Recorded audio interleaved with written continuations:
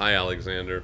I thought it'd be nice to just kind of use the fact that I haven't played for a little bit, or frankly been practicing regularly since this little move down towards my folks for the summer.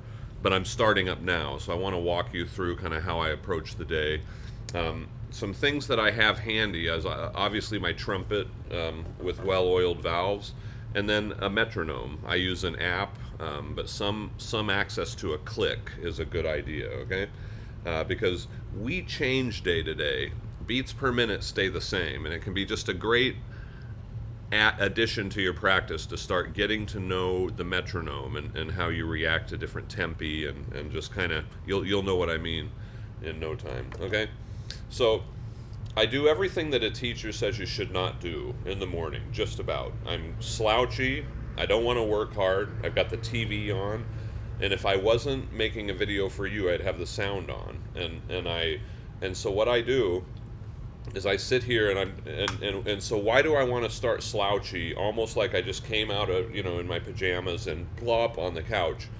Um, we'll see in a minute, but it has to do with the fact that I don't want to start with structure before there's purpose that makes that structure. And I don't know if that makes sense, but if I come in and sit on the edge of the, it's time to practice, and I sit up and I'm, like I might be in band later, that's all preceding my even having played a note, right?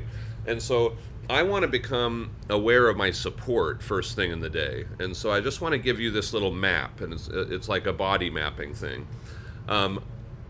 Where is the support muscle? Well, it's not the butt clenching muscle. I'll just, sorry to come out and say it, but let's say you've got 10 more miles on a road trip and you've got to use the bathroom. Oh, I got to go to the bathroom.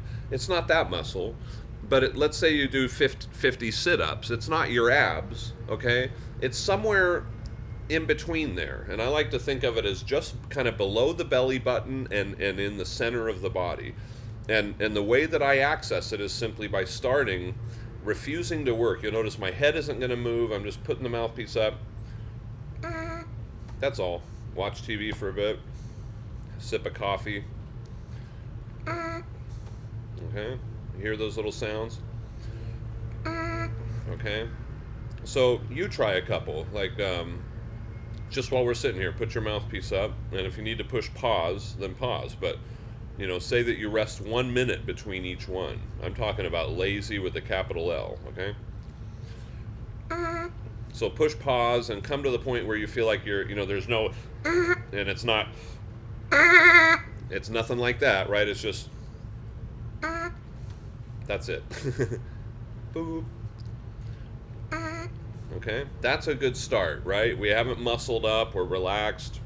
Chops could go all day doing that, right? And so you push pause until you kind of get to that point. So now, just like the other day, I'm going to extend that, but here's what I'm not going to do.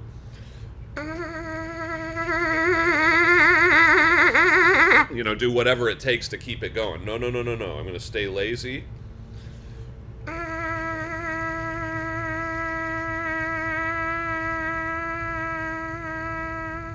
Watch TV a little bit, right? E and oo, I'm hearing a syllable in my mind.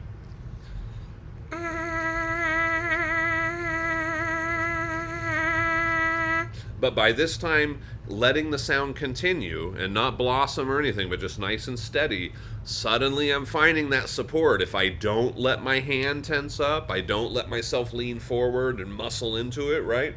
So that's why we're using in yoga. It's the power of stillness. I'm using the power of stillness to really heavily isolate what does need to move in order for that to happen.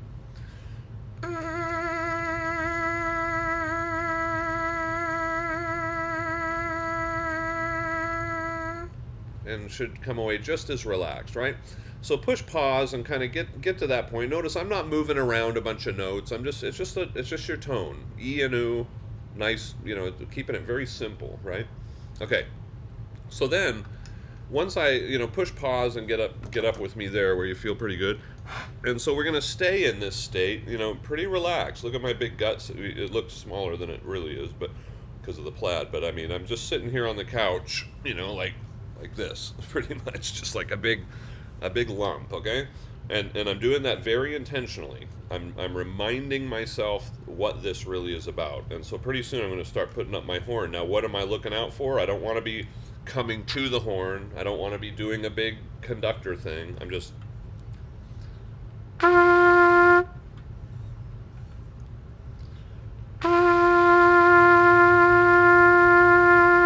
I'm not overly even concerned about the quality of the tone. I'm thinking about that tunnel, just the E and oo, and just like you can look at it like a two lane traffic road. There's E lane and oo lane, and there's cars in both, and they're going down. And so I'll put on a beat here, but you know what I'm doing is basically sticking with that until that all feels very comfortable. Notice just a G. You could even switch hands if you want. Just check, you know, you're just making sure there's not a moving around or a muscling.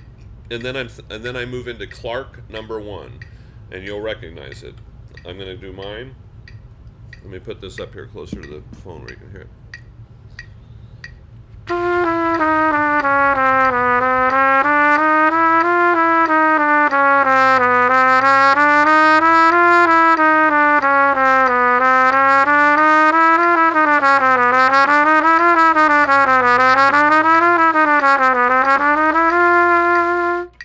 I kind of varied it up. Once it's feeling good, maybe pick it up a little bit.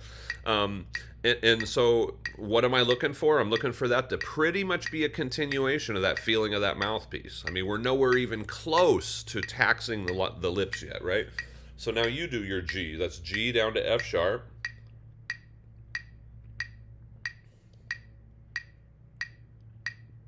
Just pick a, you know, you come in. I'm going to let it run for a minute.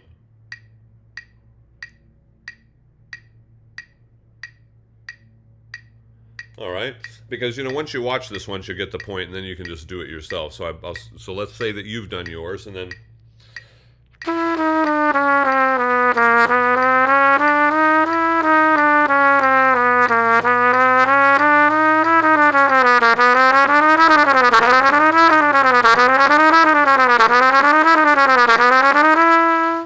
it's good subdivision. You caught me right there. I sped up too fast on my subdivision.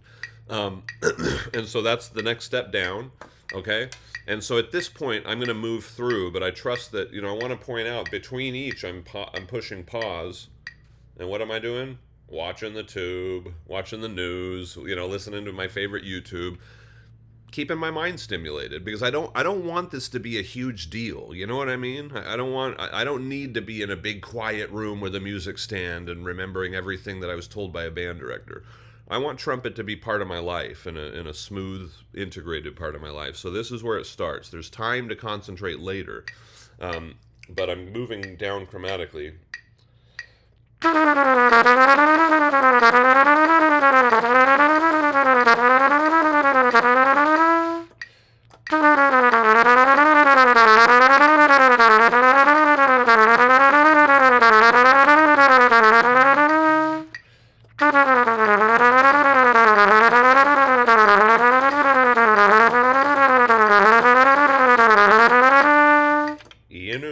And in general, I want my flesh gently to be moved forward as far as possible. The more padding I form early in the day, the better.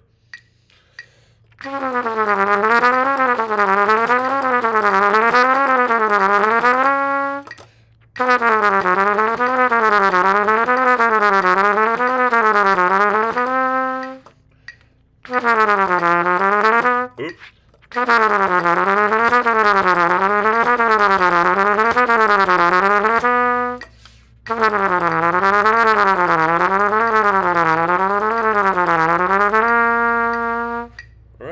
And so I want to be clear, I don't do that all in a row like that. I'm taking a little minute break between each one, okay? Because I want to, the more times I enter into that boop start of a note, that just throughout the day, suddenly that's my power. It's like I know I've done it 50 times, I can do it once more, okay? So I'll move on to the next part tomorrow or very soon, but I just, that's how I start the day. And so I want to close by saying that on one day I might zip through that quite quickly. Even with those little rests in between, if everything's working. Again, I'm not stopping to fuss on anything. You saw me make a mistake. What did I do? Move right on. This isn't the time for that. So it's not a judgment time. It's not even really, in some ways, a quality-based time. It's coordination and the technology of the airflow, and good fingers and stuff like that. And so I think if you put together a couple weeks of starting that way, and just this, once again, that's where it all started, and that's where it comes back to. So if you have a, or if you have a shoulder thing, or because you had a tough rehearsal the day before, that's where you melt it away. You're just like, nope, I'm not doing anything but that simple thing. And so other times, if things are stiff, I might only go that far in my daily routine. Like I might just take a half hour off now and come back and do that again with the mouthpiece and the whole thing. And I want to just close by saying, notice we never played higher than a G, a middle G, and it's all based on those lower Clark fingerings. I can't say enough. Master your lower register fingerings. It will serve you so well in your playing. And eventually you'll see that I'm using slide technique. If I turn, yeah. Well, I guess it's that way.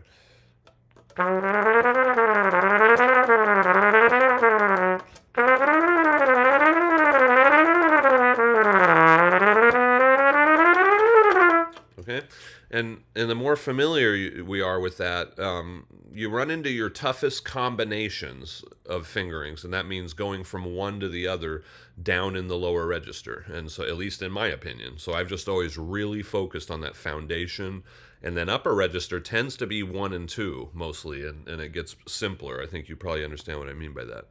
And so, just take these things into account. That it's in this way that you kind of have to become an old man early when it comes to trumpet. You know what I mean? Like you may be 13 years of age, but trumpet player wise, think of it like a reverse dog years or something. Like you're older than that. You're actually, maybe in your 30s as a trumpet player. So that there has to kind of be it's a combination of wanting to get better and also this kind of absolute certainty that you're perfectly fine right where you are. And so I just leave you with those thoughts. And so one way that I found is that when I start out my day, I'm just in that super relaxed lump on a couch kind of mode, watching a little TV or news, and just really insisting that my sustain come from that support system down there that gives intelligence to my air. And that is a distinct muscle group or muscle that very much is between basically your butt clenching muscle and your abs somewhere. And you start to develop your own idea for what that is. And I guess that's probably enough for this one. Okay, I'll make another one soon. Take care, Alexander.